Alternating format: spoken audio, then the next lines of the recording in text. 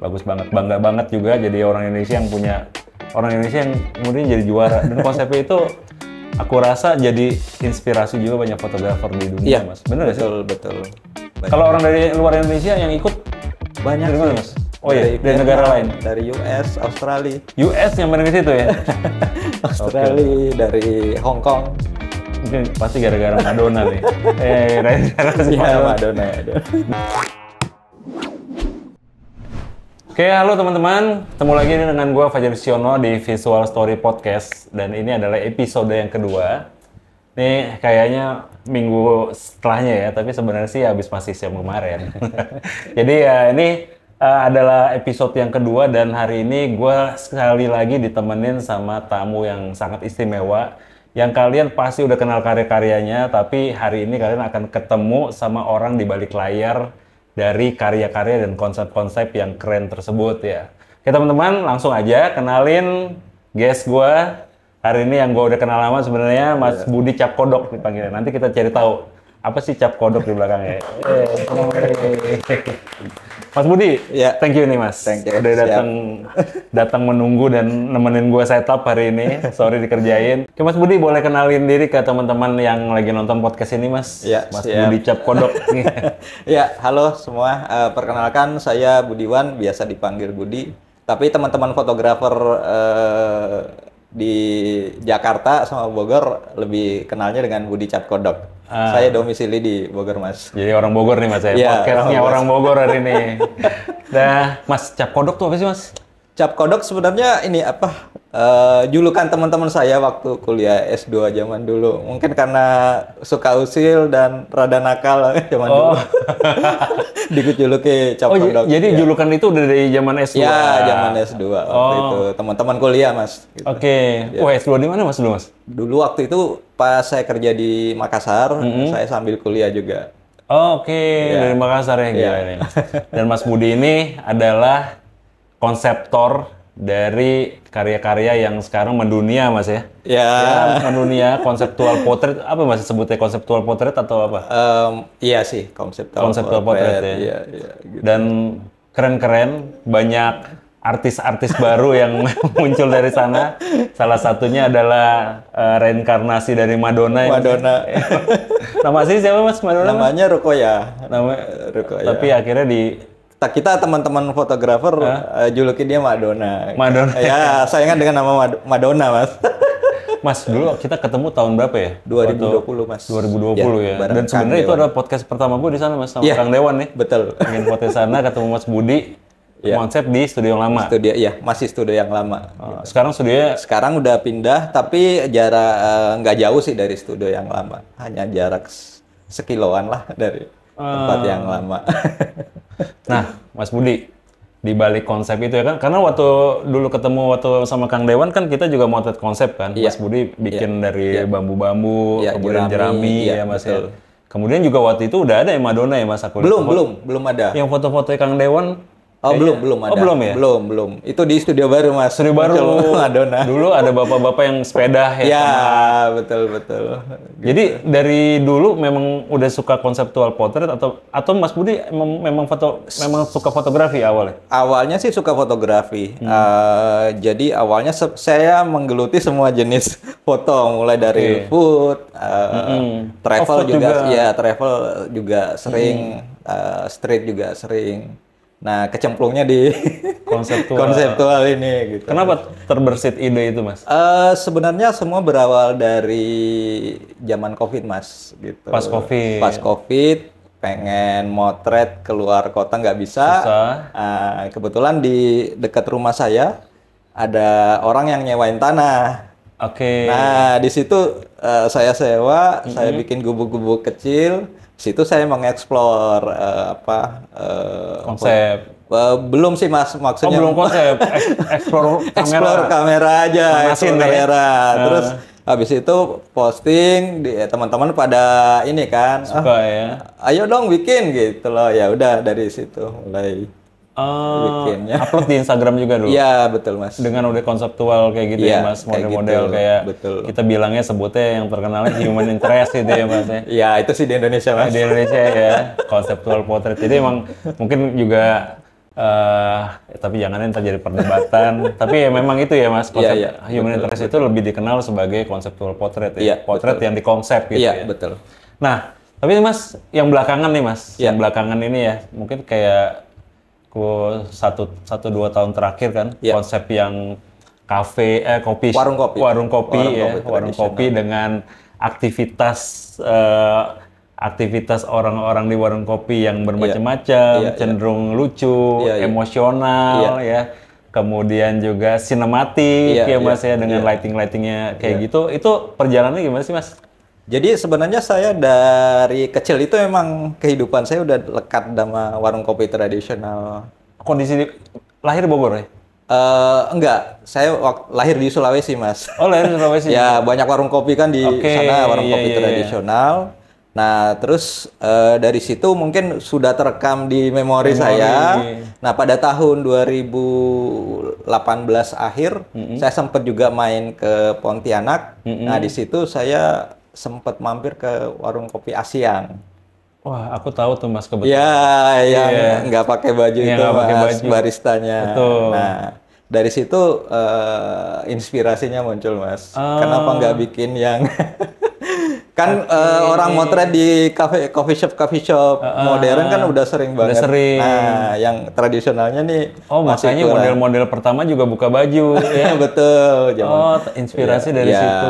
Gitu. Nyari yang kayak gitu zaman sekarang kan udah susah Mas. Betul. Gitu. Makanya rekonstruksi visual lah istilahnya. Wah, keren sih. Ya memang nih kadang-kadang masa kita kan suka mikir ya, orang kok bisa kreatif? Itu kan pasti ada kayak ada kayak proses kreatifnya kan sampai terjadi latar belakang kan. Jadi proses kreatifnya salah satu itu. Karena aku pikir tadinya Mas Budi senang nonton film-film lama. Oh iya. Kayak siapa? Mungkin Mas Budi tahu juga Wong Kar-wai. Oh iya, tahu. Itu kan lighting-lightingnya kan kayak di Wong Kar-wai style gitu ya. Oh, digabungin. Tapi memang ada terinspirasi dari lightingnya Wong Kar-wai nggak, Mas? Oh, nggak ada sih. Nggak ada? Nggak ada. Wah, tapi keren banget sih, Mas. Lightingnya juga saya pakai lampu seadanya sih, Mas. Oh, pakai continuous, cahaya dari jendela gitu. Mix light ya? Iya, mix light gitu. Asap-asap. Asap-asap.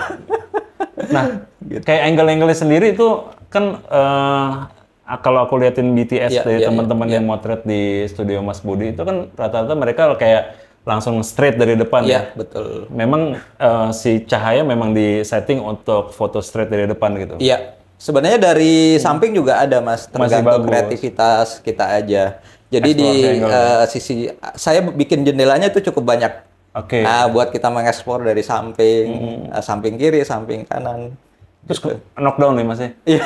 Knockdown ya? Knockdown. Gila. Terus aku sempat lihat juga yang konsep pasar. Iya, pasar. Knockdown semua. Konsep pasar juga knockdown semua tuh ya. Gila, gitu. Seru banget. Mas, itu dalam 1 minggu bisa berapa kali?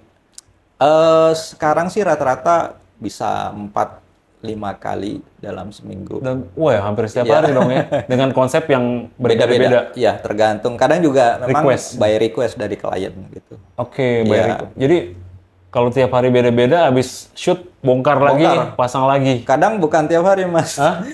Beda aja pagi nih konsep beda, siang beda lagi.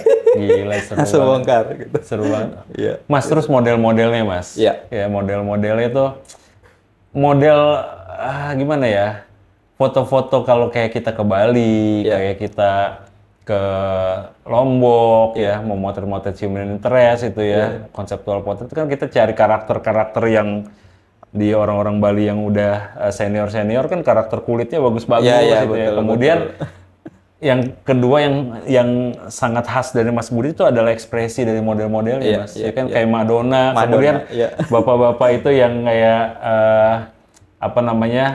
sangat ekspresif, terus kelihatan dari secara visual kita bisa nangkep, wah ini lucu nih orangnya gitu. Benar. Itu dididik atau mereka kayak gimana, Mas? Sebenarnya sih kalau dididik juga boleh dibilang nggak terlalu ini sih, Mas. Karena saya mengambilnya, memang mereka udah pada tetanggaan, Mas. Saya berdayakan, ayo kita bikin sesuatu nih gitu. Jadi mereka udah ngeblend dari awal. Natural. Ya gitu. Paling saya cuman ngasih arahan, ya udah duduk di situ deh. Silakan mau ngapain. Karena usia mereka hampir mirip-mirip kan ya? Iya. Jadi udah temen dari kecil kali ya? Betul. Dan asli kocak emang? Asli kocak. Asli kocak? Asli kebayang sih. Karena gue dulu tinggal di Senen, Mas. Oh, gitu. Gue dulu tinggal di Senen. Suasana kan Betawi, memang asli kan. Kalau gue inget-inget dulu, kayak orang-orang Senen itu kan memang kocak-kocak orang tuanya kan, bercandanya gitu. Jadi itu otentik ya? Otentik. Di tanpa direct yang terlalu spesifik gitu briefnya. Enggak. Paling pun kalau di direct ya suruh ya main catur, tapi main catur benar. Itu sampai kayak kartu yang tempelin di jidat tuh gue inget banget tuh. Dan karya-karya itu mendunia sih. Salah satunya adalah Mbak Dike ya. Gue inget banget ya. Gue teman baik Mbak Dike dan dia kan omong orangnya seneng banget ikut hunting-hunting dan dia juara dari konsep yang Mas Budi bikin juga dan itu memang bagus banget sih. Bagus banget, bangga banget juga jadi orang Indonesia yang kemudian jadi juara dan konsepnya itu aku rasa jadi inspirasi juga banyak fotografer di dunia, Mas. Bener nggak sih? Betul. Kalau orang dari luar Indonesia yang ikut banyak dari sih. mana, Mas? Oh iya, dari negara lain. Dari US, Australia. US yang main ke situ ya? Australia, dari Hong Kong. Mungkin pasti gara-gara Madonna nih. Madonna. Dari US ya? Terus yang paling dekat ada dari India ya? Tadi Mas Budi cerita. Iya, betul. Gitu. Mereka request konsep atau Mas Budi yang bikin request. Ya, request. Pengen ini dong, gitu. Oh, jadi yang dari portfolio yang udah ada. Iya, tapi memang saya selama ini juga memodifnya scene-nya yang beda lagi gitu loh. Gitu. Biar nggak terlalu sama. Tapi memang kadang rada sulit sih, Mas. Iya. Kalau mereka request-nya pengen scene yang itu deh. Ya terpaksa saya harus deliver sesuai request. Gitu. Mas, dari persiapan konsep ya sampai eksekusi itu butuh berapa lama sih, Mas? Kalau konsepnya terbilang baru, propertinya baru, mungkin saya butuh waktu 6 hari karena ada proses hunting propertinya. Wah, seru ya. Ya, tapi kalau propertinya sudah ready, saya paling butuh waktu paling 5 jaman. Malah kadang pernah. Oh, jadi besok-besok kalau hanya 2 jaman saya spare waktunya buat. Oh, Mas hati-hati bicara itu Mas sama saya, Mas. Bisa Mas Budi ntar sore kita motret ya. Saya pernah, Mas, malam ngontak jam 12 malam. Besok pagi mau motret dong konsep ini. Ya udah besok pagi jam 8 sudah ready, Mas. Gitu. Oh gitu. Gila, Mas. Gue sih nggak kebayangkan.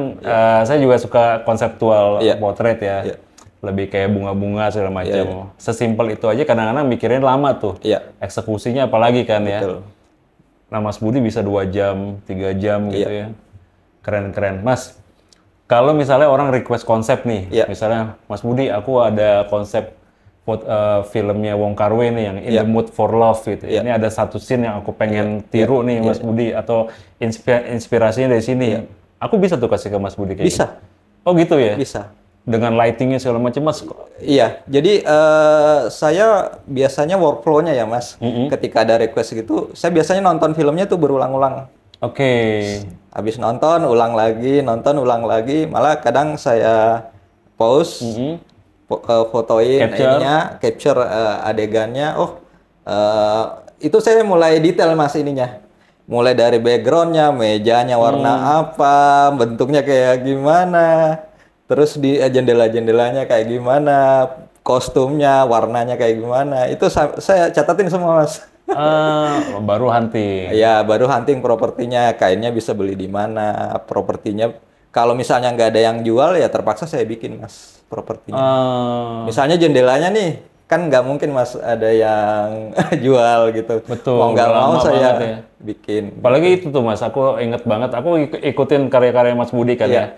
Yang gadis kretek. Oh iya. Itu bener-bener kayak dibikin propertinya proper banget. Iya, betul. Outputnya juga kayak film. Secara looks, fotografi dan lightingnya tuh cakep banget. Iya.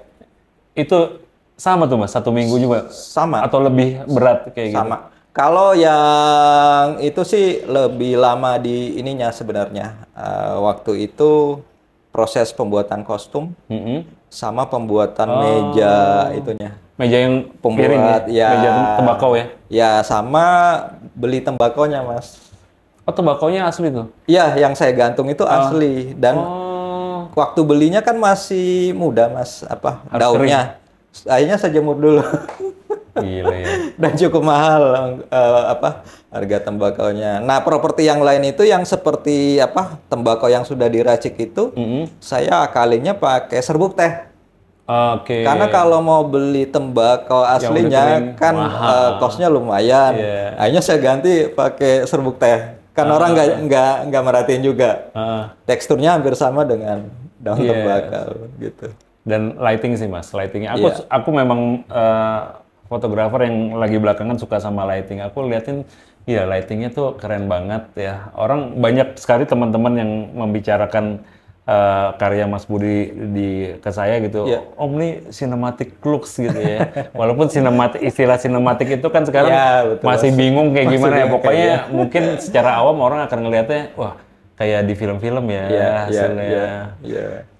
Oke. Mas, kalau konsep kan berubah terus nih Mas, ya kan? Dan pasti dari Mas Budi juga kayak nggak pengen konsep yang sama kan? Ya kan Mas? Terus apalagi Mas yang bakal dibikin ke depan Mas, yang kalau boleh bocorin, nanti kita akan, teman-teman, nanti kita akan ada kolaborasi. Gua menyukai konsep-konsep Mas Budi ya, jadi nanti tunggu aja konsepnya. Masih rahasia ya. Masih rahasia. Apa Mas ke depannya Mas, yang akan dibikin Mas? Yang saya mau bikin sih, saya kepikiran yang di bis kota sih Mas, bis kota. Bis kota zaman dulu gitu. Bikin bis kota zaman dulu di spot itu ya? Atau di dalam di dalam gerbong kereta gitu. Waduh. Gitu. Hati-hati ya PJKA ya, kalau ada gerbongnya hilang ya kan, ada di Bogor. Ntar saya bikin deh Mas.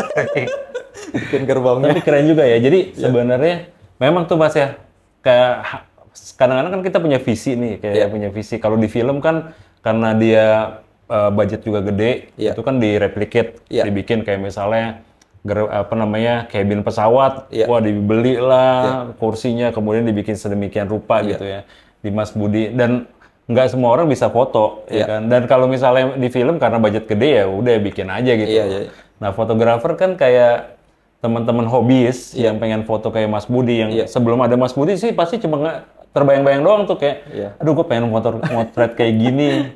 Banyak orang juga kan yang ngelihat scene-scene-nya kayak kalau ngomongin bis zaman dulu mungkin film-film Gita Cinta dari SMA misalnya kan, mau replikat itu kan mahal Mas. Iya, betul. Jadi Mas Budi yang akan provide ya. Iya, saya pernah bikin 3 darah Mas. Wih, bener ya. Maaf ya, pasti Gen Z belum lahir. Nggak tahu nih 3 darah itu apaan ya kan. Jadi ini pembicaraan insight nih. Wah 3 darah ya. Konsep itunya, jadi kebetulan waktu itu ada teman yang ulang tahun request ininya. Saya sama Mas Rarindra waktu itu. Waduh gila. Mas Rarindra. Kayaknya saya ikutin filmnya tuh berulang-ulang, film zaman dulu kan. Masih mungkin agak susah sih dapetin full movie-nya gitu. Kayaknya searching di YouTube dapet lah. Filmnya saya ulang-ulang terus beberapa kali. Ngelihat kayaknya nih jendelanya unik deh. Akhirnya jendelanya saya coba bikin gitu loh. Widih. Mas Budi terus kegiatan itu tuh buat Mas Budi, kan setiap orang kan melakukan sesuatu, apalagi yang heavy treatment kayak gitu Mas ya kan harus punya kayak niat kenapa Mas Budi suka melakukan? Kalau saya nih terus terang nih Mas, saya sih nyusahin istri saya Mas kalau bikin apa ini konsep nih tolong bikinin karena nggak sanggup gitu loh ya kan. Nah Mas Budi kan provide untuk orang lain nih Mas ya kan? Ya di luar sisi komersil. Apa sih yang membuat men-trigger Mas Budi untuk melakukan itu gitu? Yang pertama mungkin karena hobi ya Mas, saya hobi foto. Terus yang kedua aktivitas ini punya manfaat buat orang lain. Jadi saya juga pengen hobi saya itu bermanfaat pada orang lain. Pertama membahagiakan teman-teman fotografer yang lain. Benar. Yang kedua saya membahagiakan orang-orang di sekitar. Memberdayakan orang-orang sekitar. Ya mereka kan jadi dapat penghasilan gitu. Terus selama ini juga saya kalau bikin pemotretan gitu, talentnya kan cukup banyak tuh Mas. Iya bisa 8 orang. Ya jadi boleh dibilang rezekinya bisa merata lah, Bisa. menyebar ke banyak orang. Terus Alhamdulillah. silaturahimnya kan jadi terjaga sesama warga di situ. Betul, jadi selain network juga Iya, teman-teman baru dari betul, fotografer juga Bener. teman-teman di Iya. di daerah studio kita juga jadi ikut ini ya. Pernah Mas ada yang mungkin lagi musuhan ya, saya amprokin dalam satu frame. Oh. Akhirnya baikan. Oh, besok-besok fotografer yang musuhan Mas, kita suruh ngumpul Mas. Fotografer yang musuhan kan lagi banyak nih fotografer musuhan, kita kumpulin. Ya, sepertinya ide yang menarik. Ini bagus ya, fotografer yang musuhan kita suruh kumpulin biar dia ketawa ke TV. Wih, keren Mas. Mas, kalau paling banyak berapa model di yang pernah di satu frame gitu? Pernah 22. Yang pasar ya? Yang Bukan, pasar tuh? ada pesantren waktu itu. Oh, yang pesantren. Anak pesantren 22. Gila ya. Ya, pernah juga 15. Mm-mm. Terus pernah juga 12 orang. Mas, yang pasar itu juga preparationnya seminggu tuh? Oh, enggak. Itu lama pasti. Cepet Cepet itu malah. Iya. Gila itu. Malah properti bahan ininya, misalnya sayur-sayuran. Saya itu beli beberapa jam sebelum. Karena biar fresh. Ya, biar fresh gitu. Habis itu bawa orang kampung Iya. masak ya. Gitu. Habis motret udah bagi-bagi atau kita liwetan lah istilahnya. Besok jadi ketua RT nih. Gila. Keren-keren Mas. Nah, anak-anak yang waktu itu Mas, yang konsep konsep yang Hmong ya, yang biksu ya. Biksu. Kan botakin tuh. Ya, 12 Itu anak-anak orang. situ juga. Anak situ. 12 orang gitu. Gitu. Jadi ngambil rezekinya tukang cukur. Tukang cukur udah nggak ada rambut ini, bisa dipotong lagi nih. Iya. Tapi itu keren Mas, karena dulu ya Mas, aku ingat banget kalau orang mau foto-foto yang Hmong begitu, mereka mesti berangkat ke Myanmar, ya kan. Sekarang udah bisa. Bahkan yang paling keren lagi nih, guys. Mas Budi pernah bikin perahu kayak ala-ala, Iya. ya kan Mas? Ala Huilin. Ala Willy itu ada behind the scene ya kan ya? Ada. Wantar kirim Mas behind the scene ya. Itu gimana Mas bikin si sungainya itu? Itu beneran dalam atau? Enggak, sejengkal doang. Oh. Jadi sebenarnya semua ada historinya juga. Kenapa sampai ke arah itu ininya. Jadi sebelumnya saya bikin di luar, Mas. Saya di depan studio itu ada empang. Cuman kendalanya saya kan pengen situasinya gelap ya, Mas. Oke. Jadi kendalanya masalah waktu motretnya. Oh, harus malam. Harus malam. Terus yang kedua, belajar dari pengalaman, motret di luar itu kebetulan angin di dekat studio saya itu agak susah dikontrol, Mas. Maksudnya memang angin kayak kita nggak bisa ngontrol ya. Kadang yang ngasepin di sisi kiri tiba-tiba nggak ada semenit berubah lagi, Mas, berubah arah lagi gitu loh. Terus belum lagi kalau tiba-tiba gerimis, kasihan teman-teman yang dari Jakarta datang ke Bogor buat motret jadinya nggak jadi. Hujan nih ya masalahnya ya. Dari situ mikir nih gimana caranya ya biar ini bisa berjalan smooth. Akhirnya nyobain. Ya udah deh, coba bikin di dalam studio. Akhirnya saya pesen terpal lele seukuran 3/4 studio saya, sekitar 9 meter kali 5 meter. Saya lebarnya 9. Ya, enggak, panjang studio saya sebenarnya 20-an meter ya. Kurang lebih lah segitu terpalnya ya, Mas.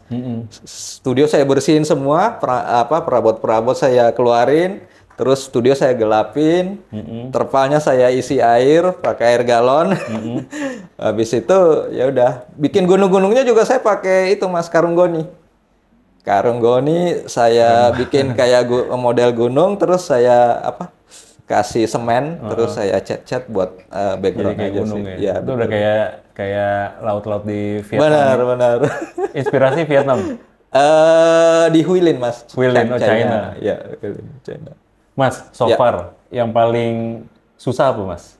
Yang paling susah sebenarnya yang itu tadi, rakit, karena proses preparingnya. yang rakit ya. Sama yang ada di itu, kalau Mas lihat ada yang anak mancing, itu di parit. Nah, sebenarnya yang susah itu ngebersihin paritnya. Sampah plastik itu yang rada susah di ini. Oke. Gitu. Nah, yang ngetop waktu itu kan yang di foto Mbak Dika itu kan warung kopi juga ya? Warung kalau nggak kopi, salah ya? Lagi main kartu kan? Iya, main kartu. Lagi Ada balak enam Ada di balap sini. 6 di sini ya. Gila itu bagus banget sih fotonya ya.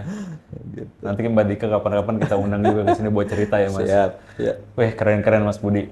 Mas, Ya. apalagi nih Mas yang Mas Budi bisa share ke teman-teman mengenai konseptual portrait Mas? Karena kan nggak semua orang bisa bikin ya Mas ya. Ya. Apalagi walaupun Mas Budi kelihatannya enteng nih 1 minggu, 2 jam, 3 jam, aku tahu banget Mas. Ya. Barusan tuh kebayang sih bikin laut. Iya. Barusan ngomongnya galon tuh, Galon. tapi harusnya di depannya tuh berapa ratus galon masukin Iya, kayak gitu iya, kan, iya, karena iya. susah kan, Iya. belum lagi bocornya segala Bocornya, macam iya, gitu ya Mas. iya. Nah, buat teman-teman nih Mas yang seneng sama konseptual portrait, karena Iya. kan iya nih, ini ruangan podcast kita kebetulan ada isinya. Jadi Mas, untuk teman-teman yang di luar kota yang nggak bisa menjangkau ke Mas Budi nih, mungkin mereka mau bikin sendiri, ya kan, membuat konsep seperti Mas Budi, ya. Iya. Mereka harus mulai dari mana sih Mas? Sama apa yang mesti mereka prepare? Biasanya gitu? sih kalau mau mulai sih dari lingkungan sekitar aja Mas. Ngelihat ada apa di lingkungan sekitar kita. Sebenarnya sumber inspirasinya banyak Mas. Kan sebenarnya kalau motret-motret kayak gini kan yang paling utama sebenarnya idenya Mas. Iya betul. Ide buat membuat ininya apa Membuat konseptual portretnya gitu. Terus dari ide itu kan sumber inspirasinya juga bisa banyak. Mulai dari apa nonton film, nonton TV, atau mendengarkan musik pun bisa. Jadi dari lirik lagu aja sebenarnya bisa muncul inspirasi. Kayaknya bisa bikin. Oh gimana tuh Mas? Konsep yang mana yang dari lirik lagu? Oh itu konsep angkringan waktu itu. Angkringan yang lagunya Dewa. Aku bisa membuatmu jatuh cinta kepadaku. Nah, itu saya kasih apa? Scene-nya tuh ada adegan kasih mawar ke nenek-nenek. Gila sih orangnya romantis banget ya. Perlu orang romantis juga nih. Gitu. Jadi sebenarnya tinggal gimana mencari inspirasi, Ya. niat untuk memulai, Ya. ya tentu aja Mas ya. Nah, kalau sudah nemu idenya, tinggal mikirin eksekusinya gimana nih, apa aja yang dibutuhin gitu loh. Seperti mikirin propertinya. Nah, propertinya itu juga sumber inspirasinya adalah contoh ngelihat film gitu loh. Film, oh misalnya film apa nih? Film misalnya Wiro Sableng nih atau apa, kostumnya kayak gimana sih gitu loh. Terus propertinya apa aja, rumah-rumahnya kayak gimana, detail kayak gitu, warna-warna ininya seperti apa kayak gitu. Color combination-nya biar enak dilihat ya. Benar, seperti itu. Karakter orang-orangnya kayak gimana sih?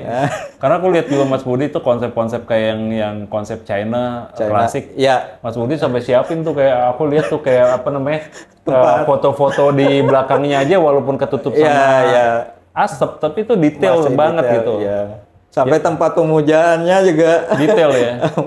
Pemujaan leluhur saya bikinin gitu.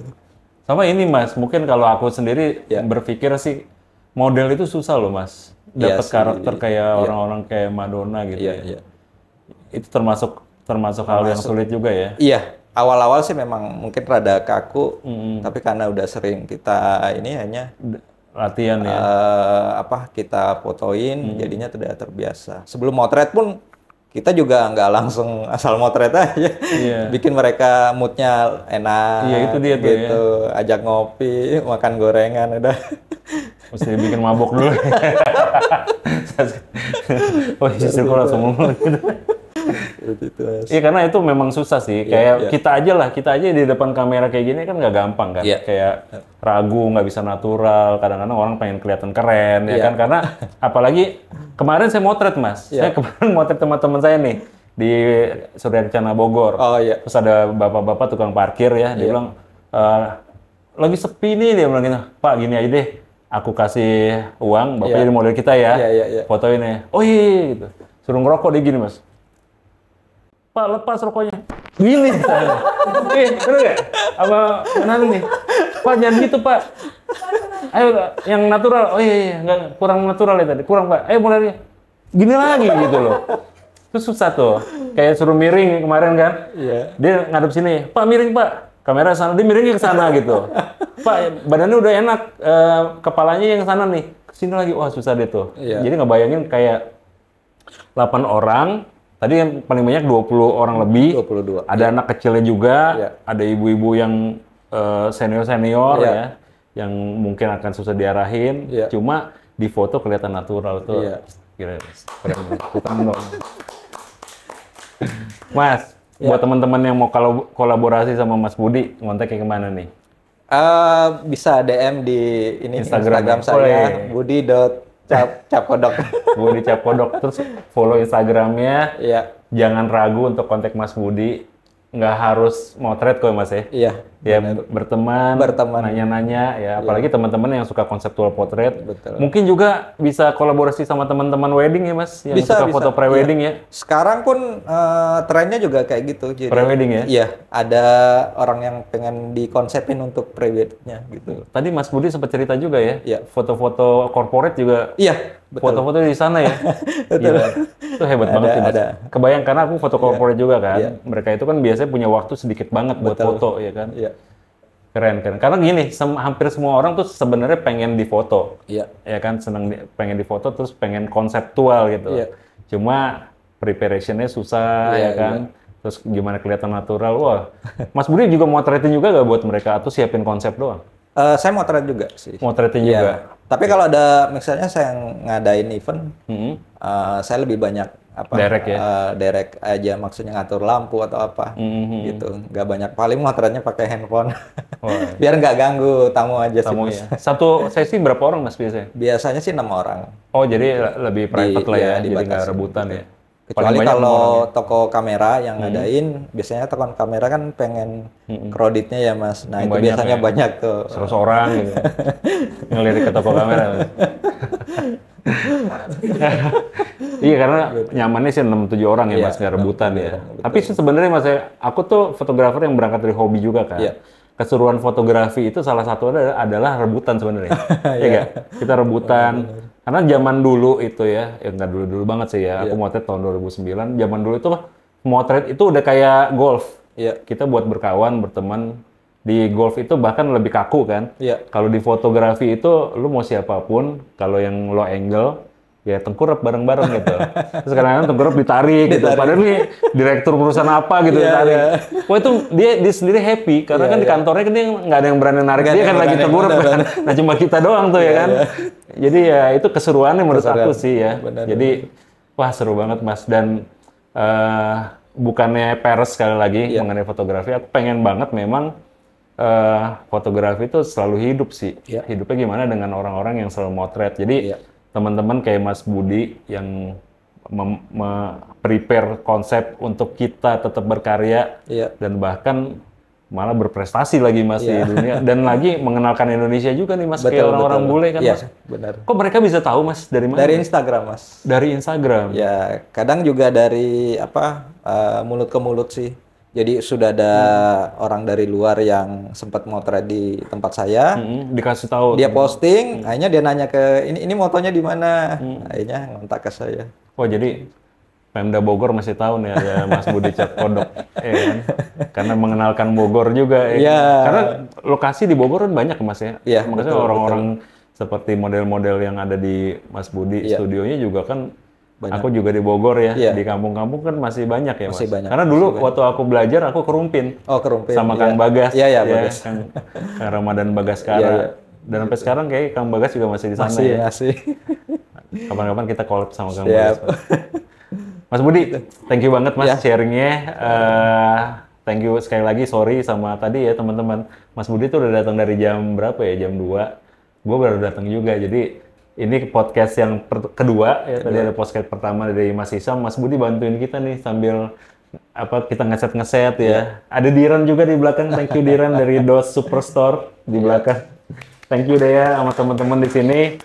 Mudah-mudahan apa yang Mas Budi ceritain tadi, pengalaman-pengalaman gimana Mas Budi ngedapetin visual yang bagus-bagus dari konsep-konsepnya, kemudian juga apa yang di-share Mas Budi bisa berguna juga buat teman-teman yang mau bikin konsep sendiri, mungkin di daerah yang nggak bisa menjangkau ke Jakarta anytime, kalian bisa bikin Kalau ada pertanyaan kontak Mas Budi nggak apa-apa Boleh. kok, ya kan? Ada yang jadi kita sama-sama menghidupkan lagi fotografi konseptual, ya konseptual potret, dan kita share bareng-bareng. Mas, thank you banget Ya. Mas. Sukses Siap, selalu. makasih. Ditunggu kolaborasi kita ya. Siap. Assalamualaikum warahmatullahi wabarakatuh. Waalaikumsalam warahmatullahi wabarakatuh. Mantap.